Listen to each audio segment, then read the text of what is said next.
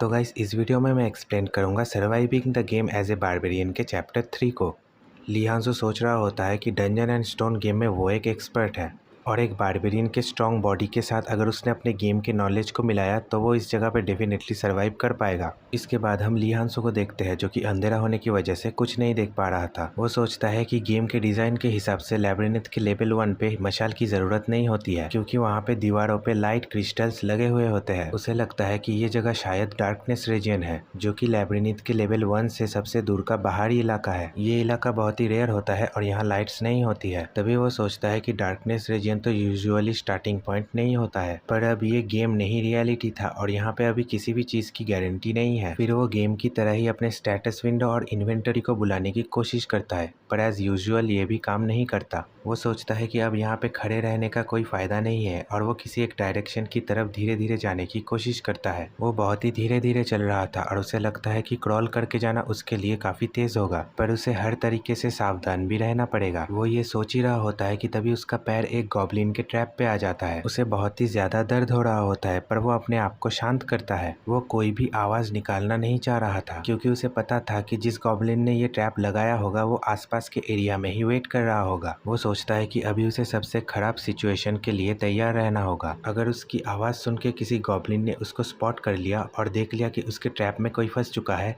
तो वो अंधेरे से ही वेट करता रहता है जब तक उसका शिकार अपना स्ट्रेंथ ना खो दे। इसके बाद वो उस ट्रैप से अपने पैर को बाहर निकालता है, पर वो नोटिस करता है कि उस ट्रैप में पैरालाइजिंग पॉइजन भी था। तभी वो सोचता है कि अगर उस गॉब्लिन से उसको फाइट करना ही है तो उसके लिए ये अच्छा होगा कि वो ये जल्दी करे। पैरालाइजिंग पॉइजन उसके पैर में स्प्रेड होना चालू हो गया था और उसका दायां पैर जल्दी ही सुन पड़ जाता है। तभी वो चिल्ला के उस गॉब्लिन का अटेंशन अट्रैक्ट करने की कोशिश करता है, पर रिटर्न में उसको कुछ भी सुनाई नहीं देता है। उसे कोई भी आवाज सुनाई नहीं दे रहा होता है और वो सोचने लगता है कि यहाँ पे कोई गॉब्लिन असल में है भी या नहीं। वो वहाँ से धीरे धीरे जाने लगता है और तभी हम देखते हैं कि एक गॉब्लिन उसको फॉलो कर रहा होता है। लियांजो को उस गॉब्लिन के फुटस्टेप्स सुनाई दे रहे थे और वो समझ पाता है कि वो गॉब्लिन उसको फॉलो कर रहा है, पर अंधेरे की वजह से वो कुछ भी नहीं देख पा रहा था। लियांजो अपने चलने का स्पीड बढ़ा देता है और ये देख के वो गॉब्लिन भी अपने चलने का स्पीड बढ़ाता है। तभी वो अचानक रुक के पीछे मुड़ता है और उस गॉब्लिन की फुटस्टेप भी रुक जाती है। वो समझ पाता है कि ये गॉब्लिन एक डिस्टेंस मेंटेन करके चल रहा है और जब वो रुकता है तो वो गॉब्लिन भी रुक जाता है। अपने शिकार को ब्लीड करते देखते हुए वो गॉब्लिन बहुत ही खुश हो रहा होता है और वो वेट कर रहा होता है कि उसका शिकार धीरे धीरे कब मरेगा। लियांजो सोचता है कि ये गॉब्लिन बहुत ही स्मार्ट है और वो अब अपने आवाज को भी छुपाने की कोशिश नहीं कर रहा है। तभी लियांजो अपने प्लान को चेंज करता है और वो गिर के बेहोश होने का नाटक करता है। वो सोचने लगता है कि अब वो गॉब्लिन उसके पास आएगा, पर वो गॉब्लिन बहुत ही चालाक होता है और वो लियांजो के ऊपर पत्थर फेंकने लगता है। वो गॉब्लिन पत्थर फेंक के चेक कर रहा होता है कि लियांजो सच में मरा है कि नहीं। ये देख के लियांजो गुस्सा होने लगता है और सोचता है कि ये गॉब्लिन तो बहुत ही स्मार्ट है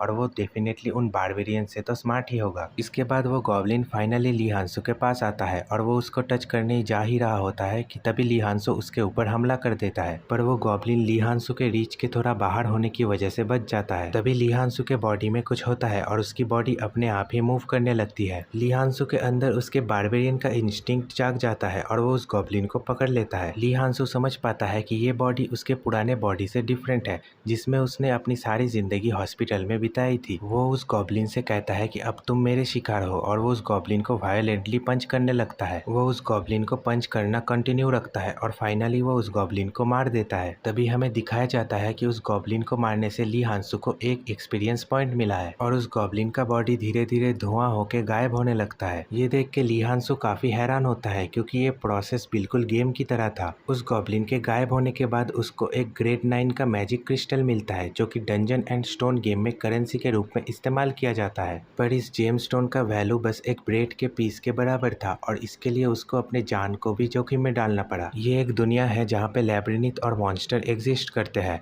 और जब वो मरते हैं तो वो कोई आइटम छोड़ के गायब हो जाते हैं। और यहाँ के बाहर शहर में भी गेम की तरह ही सेम चीजें देखने को मिलती है जहाँ पे काफी सारे रेसेस एक साथ रहते हैं। लियांजो सोचता है कि ये डेफिनेटली गेम के अंदर की ही दुनिया है जिसको वो जानता है, पर वो अपने रियलिटी को गेम समझ के कभी भी उससे कंफ्यूज नहीं करेगा और वो धीरे धीरे वहाँ से आगे बढ़ने लगता है और चैप्टर 3 यहीं पे खत्म हो जाती है।